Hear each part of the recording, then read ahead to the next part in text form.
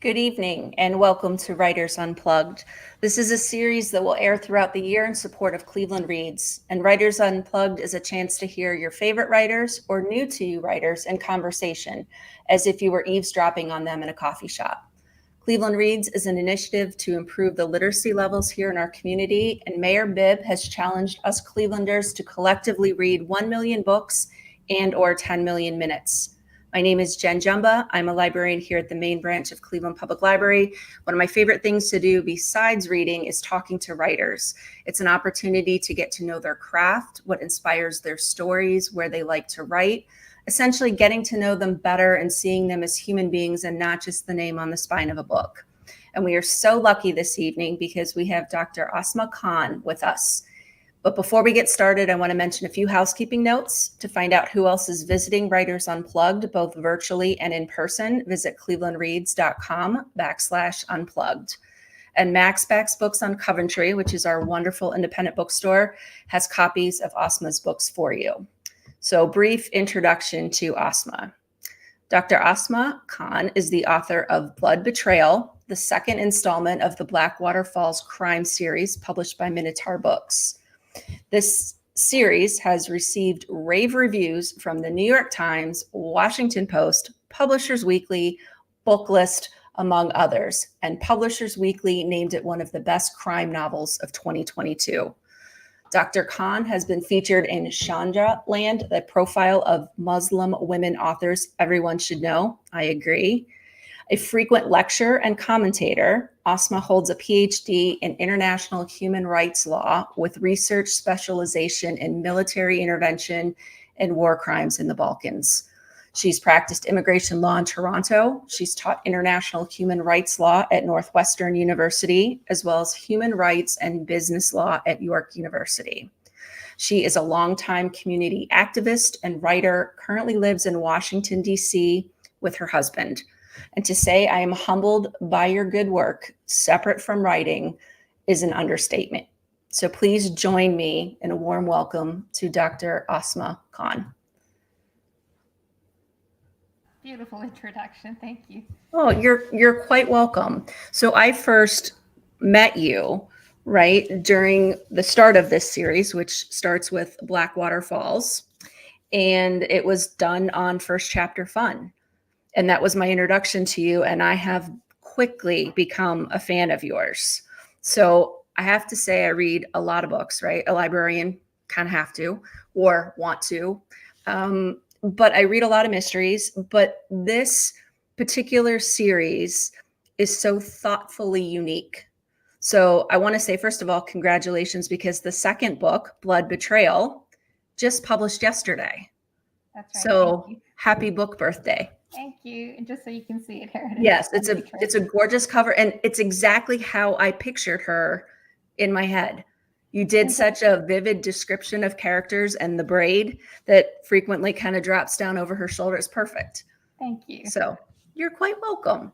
So can we introduce everybody to Blackwater Falls?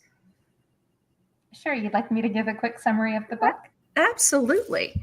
All right, I'll do that. Blackwater Falls is a story set in a small town in Colorado, and it features a trio of women investigators, a Muslim woman, a Latina, and a Black civil rights attorney. And the three of them are brought together over the murder of a teenage refugee from Syria in a small town roiling with secrets and police corruption and brutality. And they have to unravel this murder while coming up against the police, the church, a local meatpacking plant, and many other power players in the town. Yeah, it's such a, I shouldn't say wonderful because it involves the murder of a teenager, but in the fact of how nuanced it is and how many different layers and how many different things are connected, and was kind of blown away.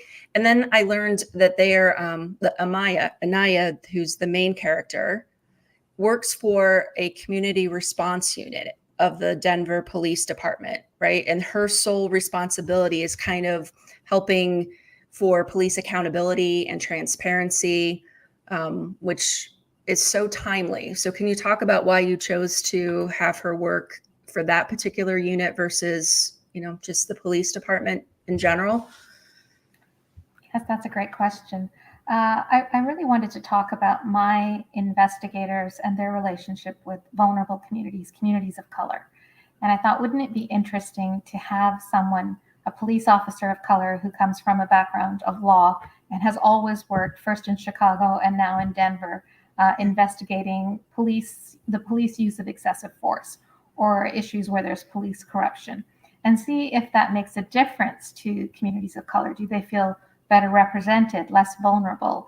Do they feel like they have an in to the police force? Or do they view someone like Anaya, even though she's brown like them, but because she wears the badge, she's still an outsider? So it gave me a lot of rich material to play with in terms of those relationships, in terms of the larger context. But it also gave a space for Anaya to pose those questions to herself. Where does she belong? And can she really do the job that she thinks she's there to do? Yeah, I was struck by the tension, and those were the very questions that I had. Is she going to fit in, or is she going to be even more separated when she should say should, right? We're not supposed to use those words, but when she should fit in or would likely be there to be their ally and their advocate.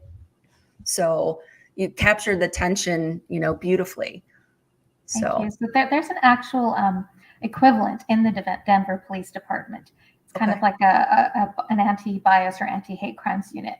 And so I just took a little bit of the work that they do and gave this unit its own name so it could be independent. Yeah. It wouldn't be trapped or stuck with one jurisdiction, but could sort of investigate all around the Denver area, and then have them do what they do best: get deep into the thick of things, provide a unique lens on the cases and communities that they're investigating.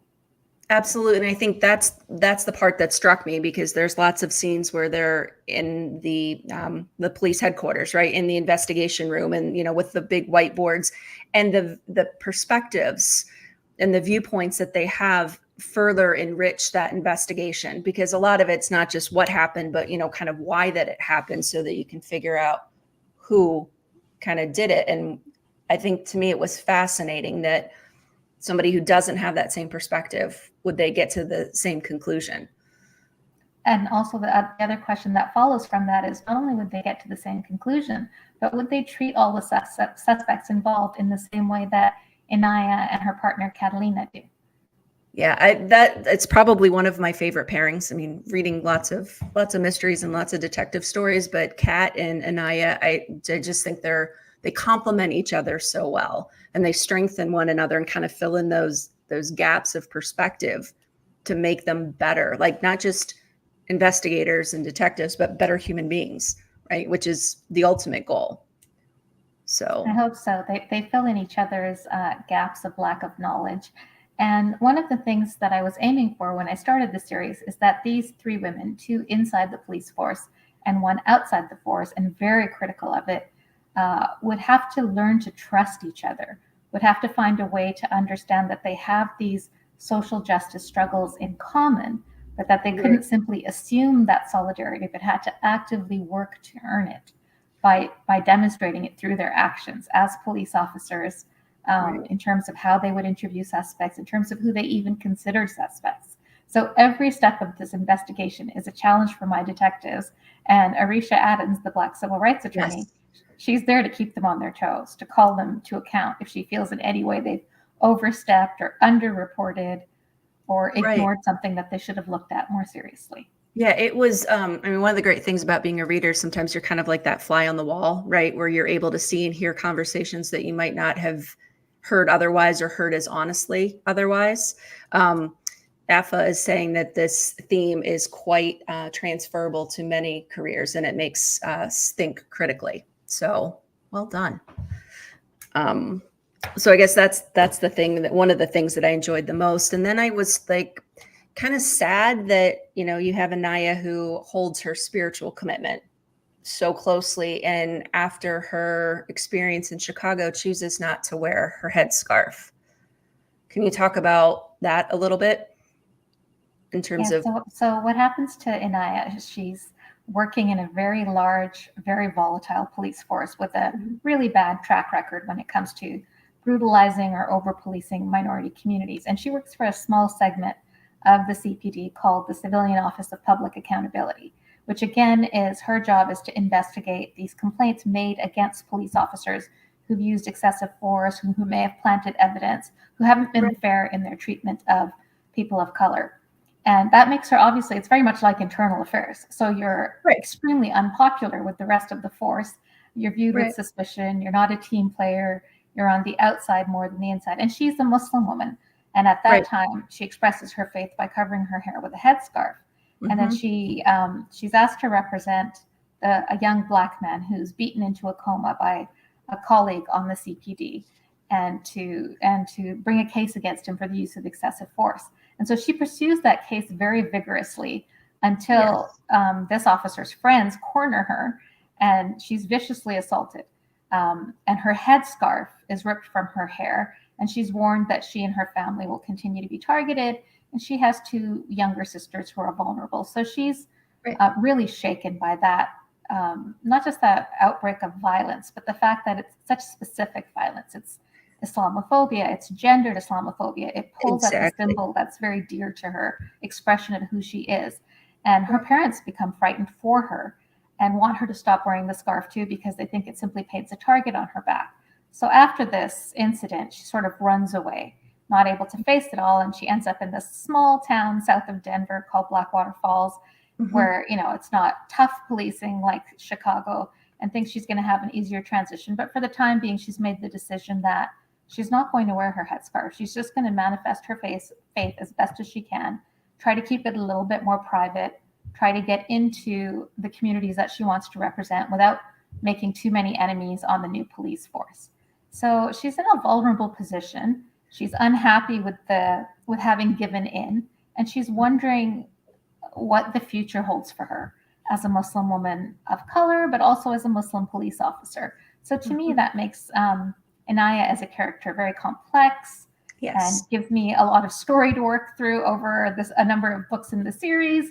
So she's fun to write because I like to start a character in one place and take them through a Yes. lot of challenges and watch them evolve or fail or grow or try again. Yeah. And it also lets me speak a lot about the issue, not only of Islamophobia, but of gendered Islamophobia, where you're visibly a target because of symbols of faith.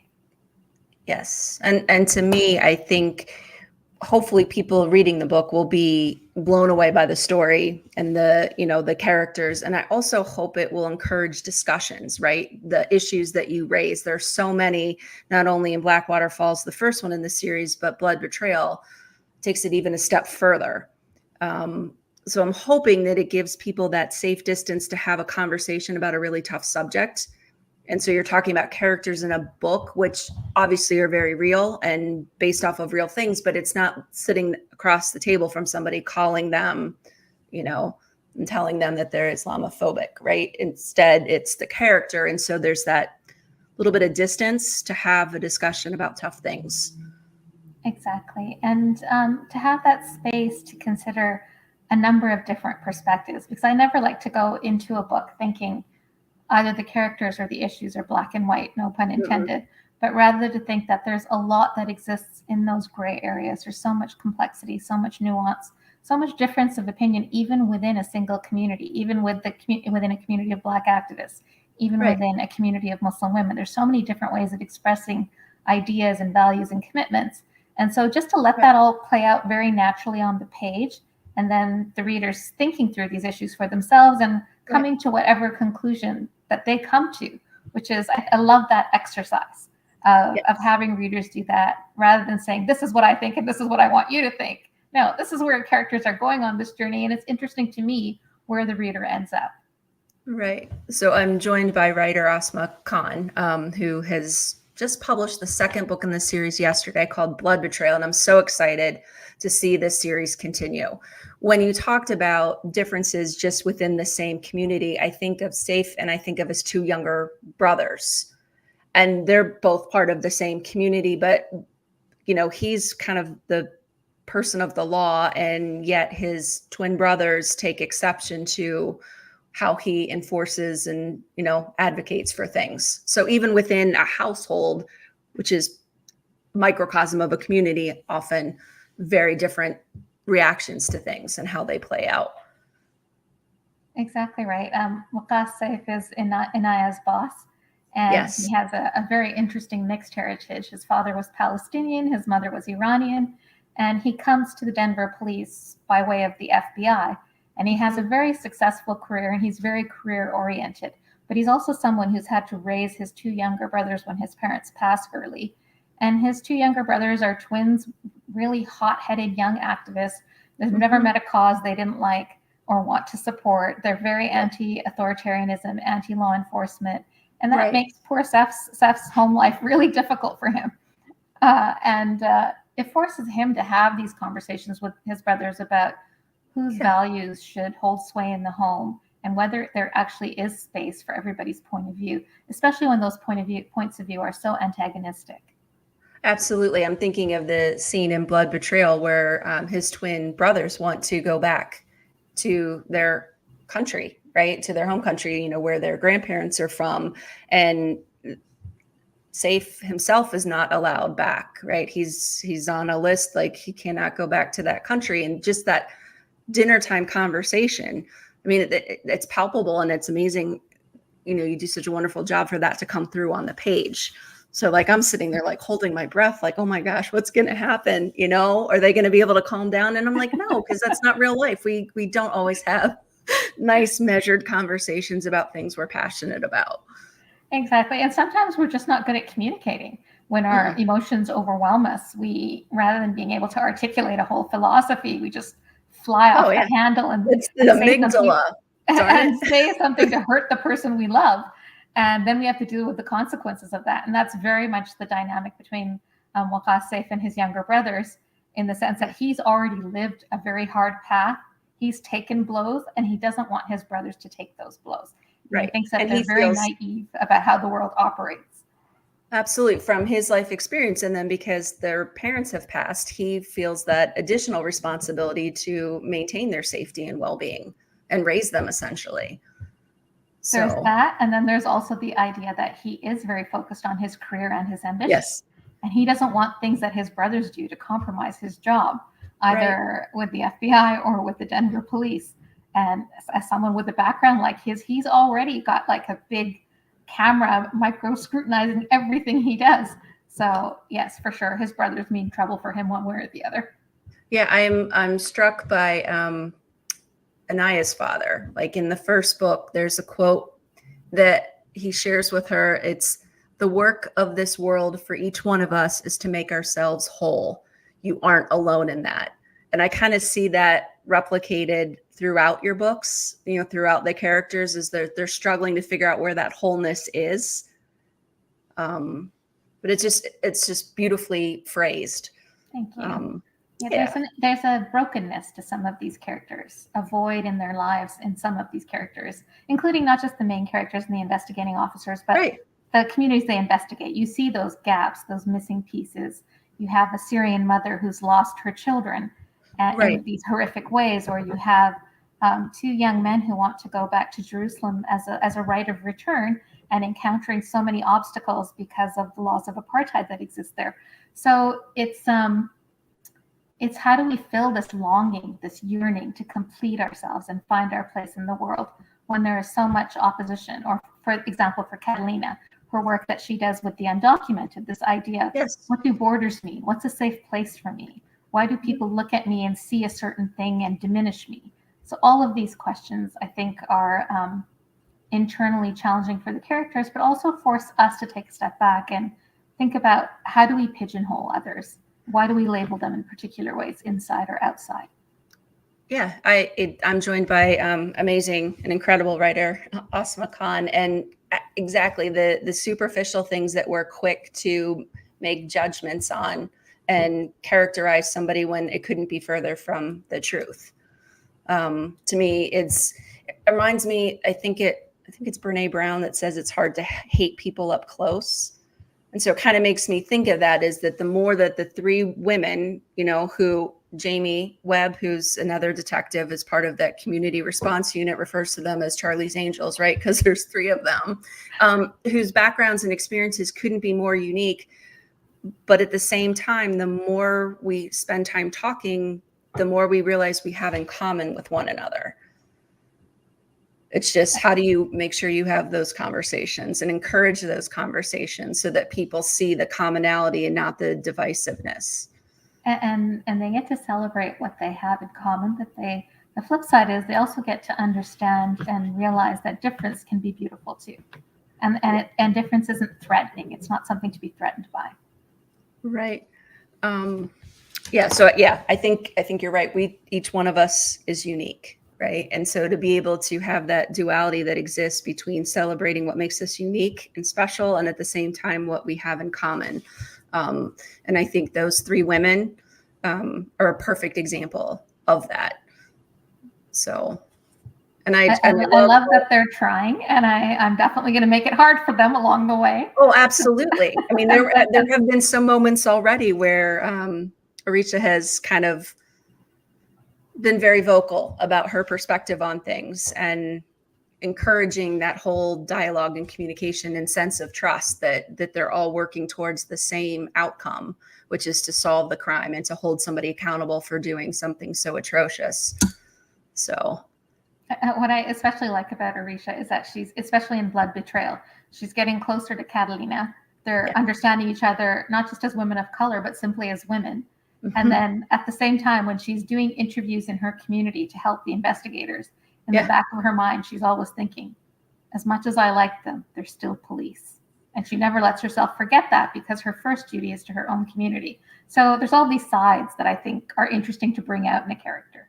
Absolutely, which is why I wanted you to kind of introduce us to the characters in the story, because every time I try to do it in a couple seconds, I fail, because I'm like, but then you got to talk about this, and then I want to talk about this. It's just, there's so many layers. I think it would make an incredible book, either one, whether it's Black Waterfalls or Blood Betrayal, for book discussions. There's so many things to talk about and learn from.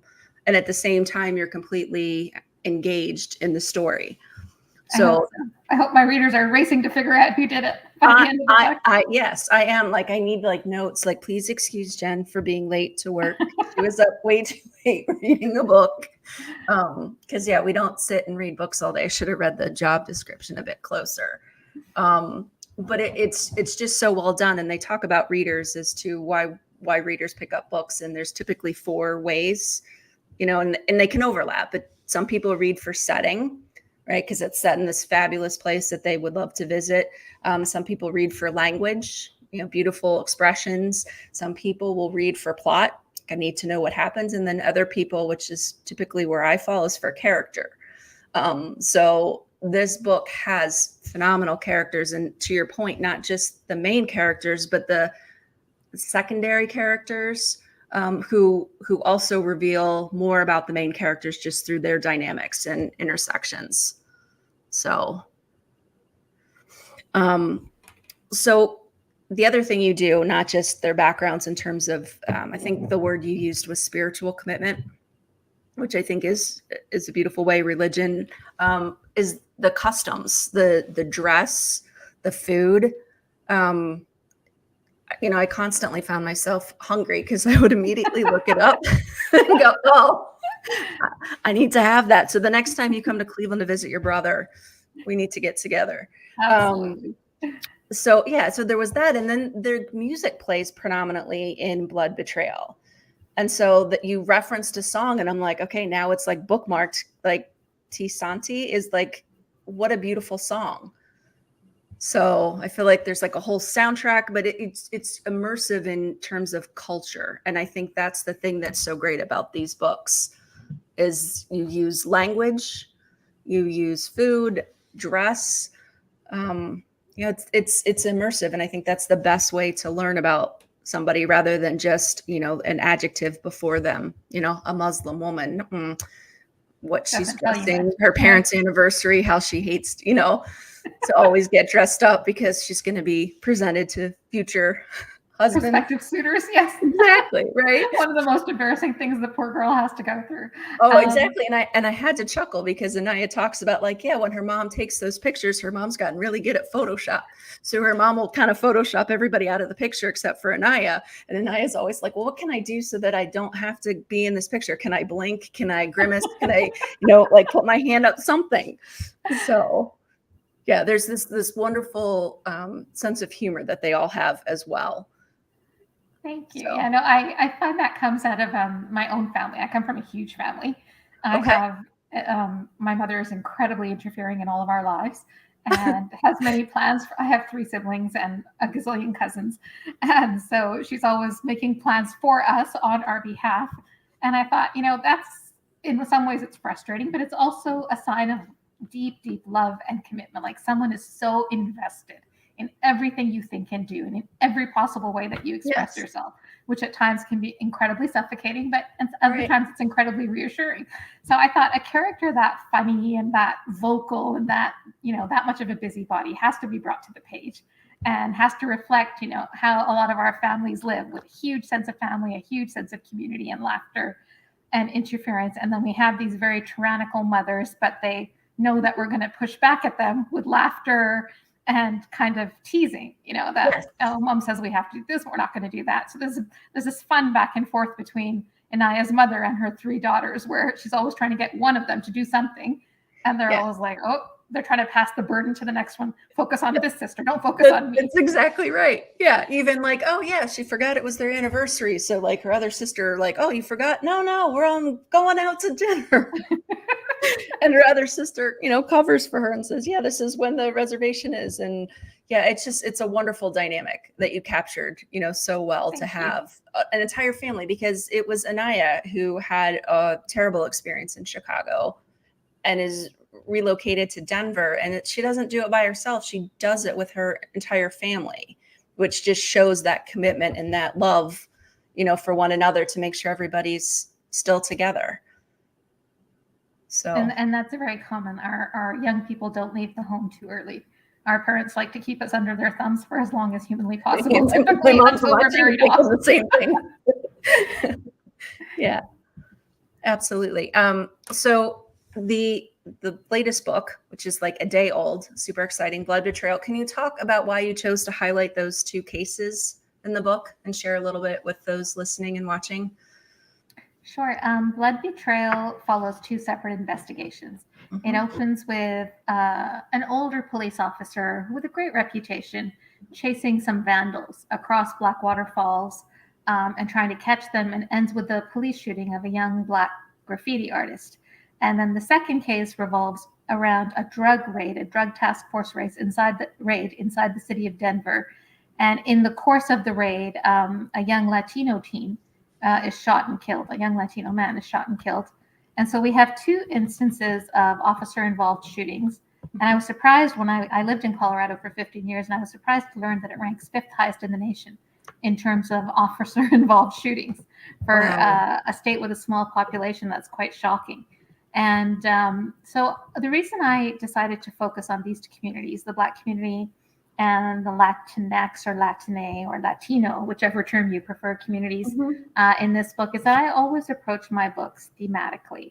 And when I began the series with Blackwater Falls, the theme I was most interested in was what these huge polarizing racial divides in the United States that were so emphasized and brought to the surface during the years of the Trump election cycle, or the pre-election cycle, and then the Trump presidency, how certain kinds of debate became mainstreamed, but also how this kind of fear and panic was projected onto the American public, that we need to fear everything. We need to fear the violence of Black people in their protests. We need to fear the caravans at the southern border and the undocumented taking things from us, or bringing drugs into the United States, the typical stereotypes that you hear. And then one that affected me and my community quite personally was the Muslim ban, which created a lot of panic and worry and affected how we live our lives. And I was thinking for myself and my husband that we both hold Canadian and American passports. Travel and transit has always been so easy for us, a matter of privilege.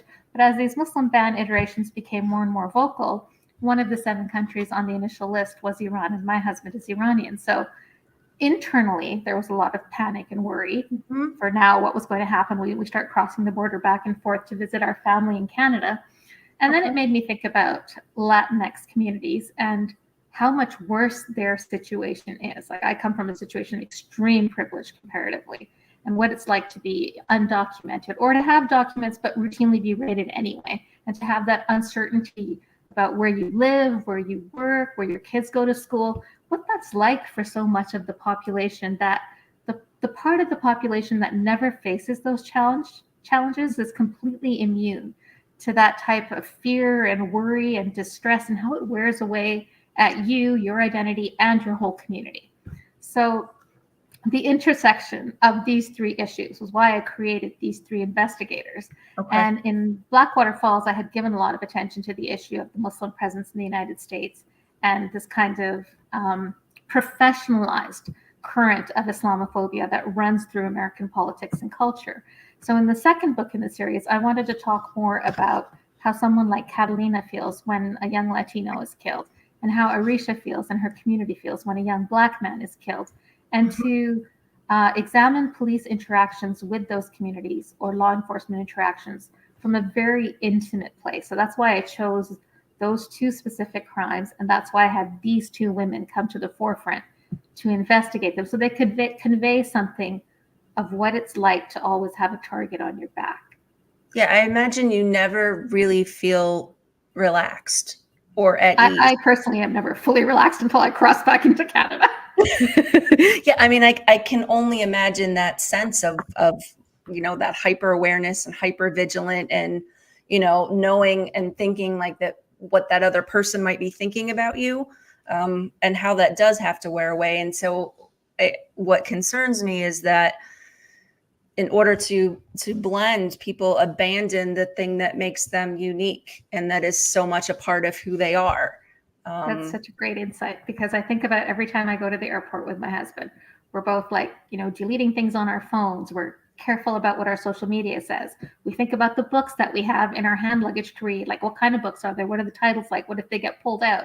So we're constantly censoring ourselves before anyone has asked us to, in anticipation of a hostile gaze upon us, and in order to make our lives less problematic, despite the passports that we carry, despite the fact that I am a lawyer, despite the fact, we're well educated. English is our first language. We're equipped to face off against people. So if I take that situation and put someone in the situation who doesn't have those privileges or advantages, the power disparity creates so much internal fear and turmoil, and the self-erasure. And I think that's important, that people who've never experienced that get a chance to see what that's like through the eyes of my characters. Yeah, and I can say, like, my heart broke several times throughout the reading of both books, and then you were able to kind of put it back together because there was hope and resolution that we can make this a better world, that we can be better people. But I can't imagine what it's like, and now I can, through the lens of these characters who I feel like they're friends. And I think, I don't know about you as a writer, but like one of my favorite things is discovering a series, right? Because these characters kind of become my friends, and I'm like, oh, I can't wait to see what Anaya's up to, and I can't wait to see what Arisha's doing. And I think it's a wonderful gift that you as a writer give to readers. Thank you. That's so kind of you to say. Oh, it's true. I enjoy it. So you've also written other things too. You've written some nonfiction, you've written essays, not even including your entire legal career and the things and the briefs that you've written for those. But is your process different for writing fiction versus nonfiction? It is. In both areas, I do a lot of research. I like to be well prepared and feel that if someone were to challenge me about something I'm putting on the page, that I could defend myself pretty well and pretty thoroughly. So I think that's just part of legal training. I was going to say, that's your background speaking right there. Into every sphere of your life. But I obviously feel much more relaxed and free writing fiction.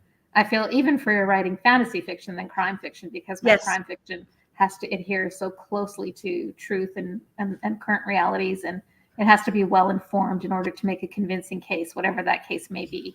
I have to have a good sense of the debates, around defund the police, for example, or don't let people, undocumented individuals, actually gain any path to citizenship. So I have to know those debates well in order for the characters to know them well. But it still gives me the freedom to imagine personal relationships, personal descriptions of the characters. I take a lot of leeway with settings as well. Like, I love to ground a story in a place. So my first crime series was set in Toronto, a city I know really well. So I Very had a lot well. of Yeah. fun making, Toronto a character in the books. And after 15 years, my editor was like, "Isn't it time you started writing about the United States?" So I thought, okay, let me think about Colorado and everything I've learned and experienced here, Okay. and try to make that part of that a character in the books too. So I've enjoyed doing that. And I love the fact that I can always add romance to my books, because romance is one of my favorite things to write. So, that's a great part about writing fiction, that you definitely don't get that in nonfiction. No, without a doubt. So that leads me to my question about Saif and Anaya. And speaking of romance, there's so much tension that exists between the two of them. Yeah, So in many ways, they're polar opposites, because one, Inaya is a person of deep faith, and yes, Saif has completely given up on faith. yes, And so Inaya, being who she is, you'd think she'd never go for someone like that. She'd never go for someone uncommitted in that sense, someone who's been a bit of a playboy and a man of the world, and whatever description you want to apply to Saif, and who's demanding and arrogant and bossy and all of those things, and sometimes cold and withdrawn like Mr. Darcy. yes. But then Saif has this whole other interior life that is interesting to me. Yeah. And it's interesting to me the reasons why he suppresses any connection to his heritage languages, his history, his religious roots, how he doesn't stop his brothers from expressing all of those things in their own personalities and identities. Yes. And how, when he hears, for example, when he first interviews the mother of the Syrian victim in Blackwater Falls, and Yes. they speak Arabic to each other, and how that's kind of a homecoming for him.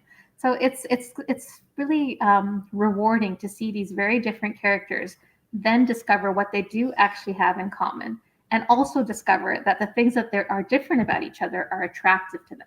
They're attracted by that. So again, that's a lot of fun for a novelist to work with. Oh yeah, I'm definitely cheering for the two of them for sure. So, but I do really like it when she knocks him back whenever he thinks he's getting something he's not getting it. Yes, exactly. Or how she continues to put herself, distance herself physically, he's sitting close enough where he can reach her knee, but yet she scoots and puts the notebook down. Yeah, it's just, She's like, you want this? You're not getting this. Yeah, it's exactly right. So your background is incredible, right? The amount of good you do just as a writer for readers, right? To inform us and to help us, be more compassionate and empathetic and understanding. And then I think about the work that you've done in the realm of human rights. Can you share a little bit about that and how that's influenced what you write? So I have a background in international human rights law. My areas of interest have always been things like genocide, war crimes, mass human rights abuses, and I'm particularly interested and connected to tragedies and atrocities in the Muslim world. So I like to write about those things. I like to shine a light on them because, I'm Western trained, but I'm very connected to the East. And so I've had dual perspectives informing my worldview my entire life. And a lot of that came about from having two parents who are very immersed in their own literary traditions and heritage, who love to read, who love poetry, and who taught me about that from a very young age. But were also very, very committed to social justice, because they themselves came out of the horrific rending of India, the partition of India, where they left India to migrate to Pakistan. And in the partition took 1 million lives. There was just untold bloodshed and savagery that accompanied the division of the subcontinent. And my parents lived through that. And I think it informed everything they did afterward. And how they raised us and what they taught us was important. So I always knew that going forward in life, I would be interested in social justice issues, and I wanted to understand why these terrible crimes keep occurring in the world, and why there's no international system that seems equipped to stop them. Right now, we're watching the unrelenting military bombardment of Gaza. We have this entire international human rights protection regime, and yet the bombardment continues. There's 10,000 people dead, 4,000 children. So I was really invested in getting to what are the roadblocks? How can we solve them? And how can we understand why certain people are victimized so cruelly? And I've always liked to write about that, to analyze that, to talk about that, to give lectures on that, to teach in the classroom about it, to publish on that. And now, whenever I have an opportunity and I know something about a subject, only when I am confident in my knowledge, I want to speak about it even if it's unpopular, even if there are career consequences for me, or my family, even if you're threatened or intimidated, because if you in a place of safety, power, and privilege don't speak, then who will? So that's important. Wow. And then to raise up the voices of people who are trying to speak, but maybe don't have the platform to bring them to the forefront. Yeah, the power and the privilege to do all so. of that, Yeah. all of that, it's part of an ethical Islamic worldview that you have a responsibility with the gifts that you've been given, whatever those gifts may be, whatever you've been given in a certain place or time or history, then you don't just go through life enjoying it all, but you actually have a responsibility to give back. So that's what keeps me very passionate about human rights, about continuing to write in my books about human rights issues. My first series was every crime was connected to a global human rights issue. And my second series focuses more on civil rights issues. It's a little bit more personal, a little bit more intimate. But I think if you're going to, for me personally, if you're going to put something out in the world, it has to matter. It has to make a difference. And I don't want my books to be message books or didactic, but I do want them to change the way people think and to open up minds and provide a possibility for a different conversation. And if it can do that, then I feel like I've done something worthwhile. Oh, you have done more than something worthwhile, not just with your work, in human rights, but also in writing, so that we can have these tough, uncomfortable conversations, because you shed light on things that it's not just a class or just a religion, it's a particular character, right? So it has a name and a face in Blood Betrayal, two characters in particular, one who was this phenomenal artist and was part of this competition for I don't want to say underground art, public art spaces, and was unfortunately, shot and killed while holding a spray can of paint. So you personalize it, which makes us see things differently. So I would say absolutely. So I'm joined in conversation this evening with incredible writer and even more phenomenal human being, Ausma Khan. The work that you do and the fact that you accept responsibility for the gifts that you've been given to change and make this world better is amazing. And I can't imagine how in demand you must be right now, given what's happening in Gaza. There is a lot going on, and a lot of amazing people working hard, to protect civilians and to civilians, particularly in Gaza and the West Bank, but also Israeli civilians who were under attack and harmed and are now held hostage. So, as much cruelty and power and abuse that we see in the world, I always see these amazing networks, like the American nurse who just came back from Gaza, a white woman who had no reason to be there, but would go back in a heartbeat if she could. So you see thousands of people like that networking and doing what they can to improve the lives of others. And it just keeps giving me hope to keep going and keep fighting these battles. Absolutely. I kind of think everybody has been given gifts, right? So if we just take a moment and kind of accept responsibility and then use them to make the world better, it might happen a little bit sooner. God willing. Oh, yeah, exactly right. Exactly right. And I was struck by your post, and it was the theme that I was going to ask you about in Blood Betrayal is the relationships with fathers. And you posted about that today so thoughtfully on Instagram. So do you want to share a little bit about a relationship with fathers and why it's important? It shows up in your book. Yeah, absolutely. So there's a lot of dynamics in the story, not all of which I can give away because it will be a spoiler, but that's exactly right. So for example, one of the characters who's shot is Mateo, and Mateo has that's also spoilery. I have to choose my words carefully. Yeah. But Mateo's father loves him so much and expresses his pride in his son and that connection and what it means to lose a son.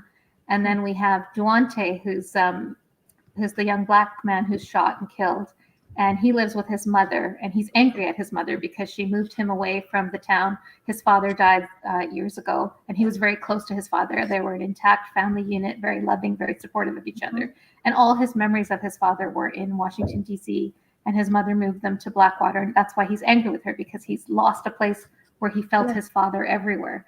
And then we have my two detectives who have kind of imperiled. One of them has a very imperiled relationship with his father, Waqas Saif. His father was murdered in Israel, and the body was never returned to the family. And so that's something he, one, hates talking about, two, refuses to do anything about. And it's like something that's constantly draining his happiness. It's a heaviness on his heart. Now, Inaya, on the other hand, her father was a refugee from Afghanistan, and he comes from the Pashtun culture, which maybe people might know that Pashtuns make up the Taliban. So you would expect like that, and that's what I am myself, a Pashtun woman. You would expect someone like that to come from that background. The stereotypical images, Pashtun men, they're tribal, they're oppressive, they don't want girls to go to school, they push child marriage, all of these kinds of things. Yeah. And so in the character of Anais, he's a lawyer himself. He works hard for vulnerable communities in his criminal defense practice. He only has daughters whom he loves. 3. And Inaya is the apple of his eye.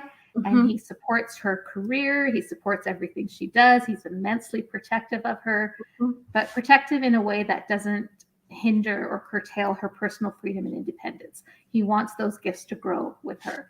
And he's very, in his nature and personality, he's very gentle with her. And I love all of things about that relationship between Inaya and her dad. And he's very much based on my own father, who passed away last year, who was very similar in character and demeanor, very, very proud of his daughters, very supportive, very encouraging, but also very protective. And I love this idea that a man can come from a tribal culture. So my father's mother didn't ever leave the house in that tribal culture back in India when she was a young woman. She never went outdoors. I mean, they had an extensive courtyard in the back where the women would meet, but culturally, it just wasn't done. And so now 2 generations later, you're sending your daughter away to law school. You're letting your daughter marry a man from another culture.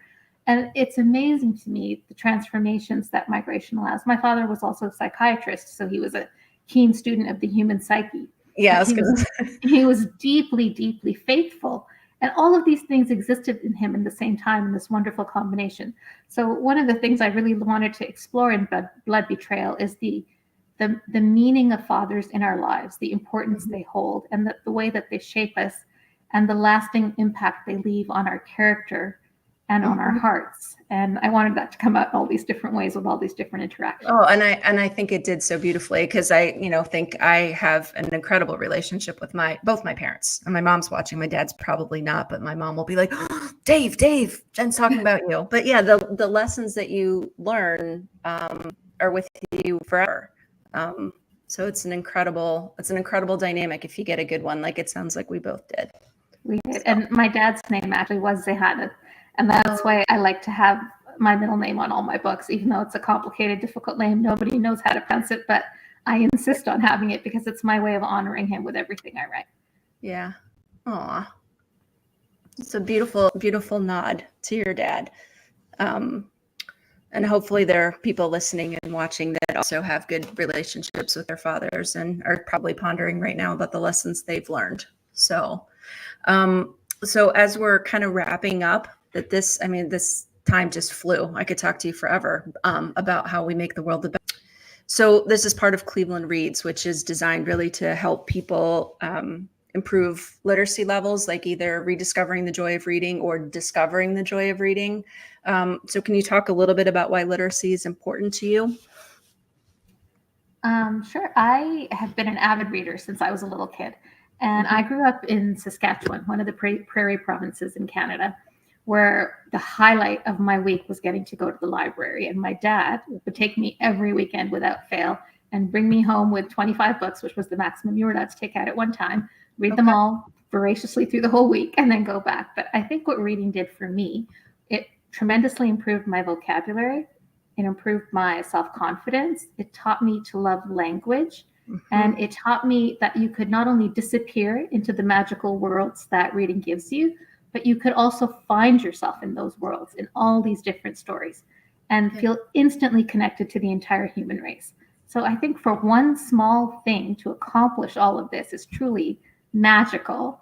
And it gives you so much strength and connection with your fellow human beings. So I love reading for all these reasons. Yeah. And we're all grateful to you that you continue to share that magic with all of us, right? To find ourselves in books. I think to your point, we want to, and the fact that you choose to highlight these Charlie's Angels, these 3 wonderful, incredible women, Catalina, Anaya, and Arisha, everybody can find themselves in a book. And, those who don't, learn more and so treat people better moving forward. I hope so. That was very well said. Thank you. You're welcome. So final 5 questions, right? As an activist, what advice do you have for encouraging positive change? What can we all do right now who are watching, listening? The best thing a young activist can do, and this is what I do media training on, is you have to become educated in the subject you're passionate about. Slogans are not enough. You have to do some deep reading and learning. You have to listen to interviews by the experts in the field. And you have to expose yourself to a wide variety of points of view so that you can understand that in any subject there's a great deal of nuance. But when you've taken all of that in, hold on to your courage, because speaking up against a prevailing current is one of the hardest things you'll ever do. But just remember, you're not alone. There's a whole chain of activists working hard, just like you are. Wow. I just want to stop right there. I don't know that I can say anything better after that.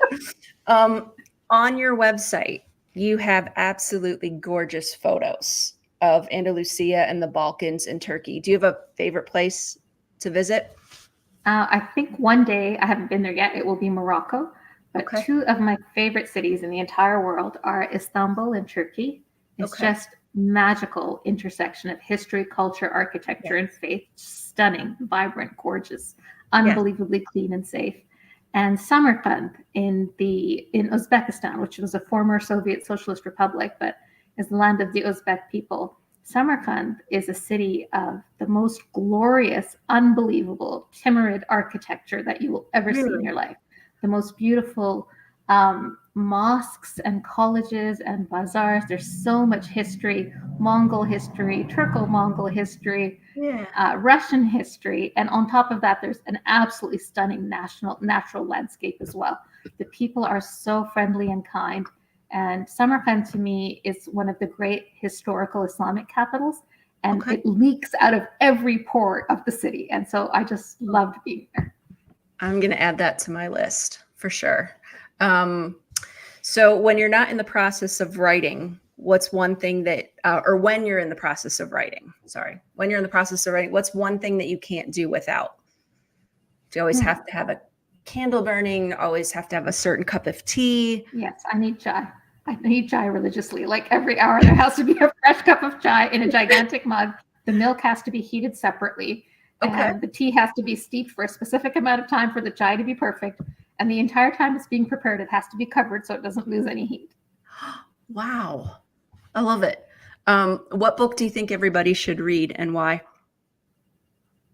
I don't think every book is for every reader, but one book that I absolutely love is A Constellation of Vital Phenomena by Anthony Morrow. Yes. One of my absolute favorites. Stupendous book. First of all, the prose is stunning and beautiful. Absolutely. Second of all, it's about Russia's wars on Chechnya. And in this time with the Russian war on Ukraine, it could not be more apt to read that book. But even though it's this grand look at war and the effect on the people there, it's such an intimate look at the culture of the Chechen people and how their resistance manifests itself in such simple yet beautiful religious rituals or family connections. It's also about how power can corrupt an entire society.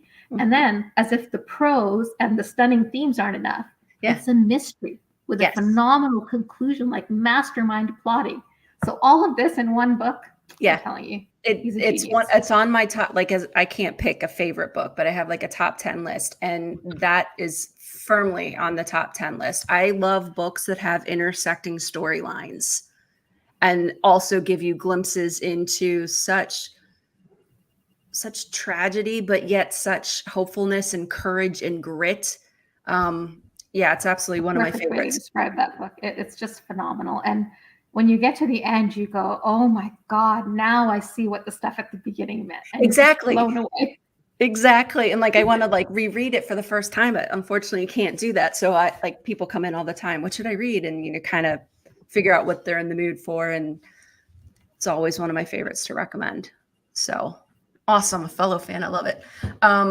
What character from Blackwater Falls series would you go on a road trip with? I think I would go with Waqas Saif. And the reason I want to go with him, one, he's hot. Yeah, that's what I was thinking.